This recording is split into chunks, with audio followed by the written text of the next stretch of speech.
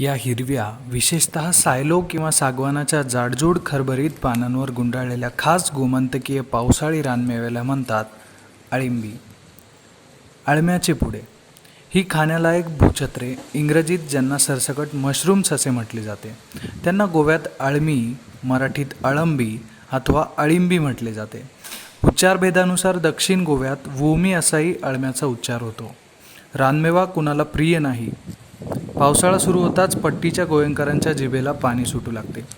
वारुळावर उगवणारी व वाळवीकडून मशागत केली जाणारी टर्मिटोमायसिस या अळिंबीच्या 35 जातींवर सूक्ष्मजीवशास्त्रज्ञ डॉक्टर नंदकुमार कामत यांनी गोवा विद्यापीठात 35 वर्षे संशोधन केले आहे.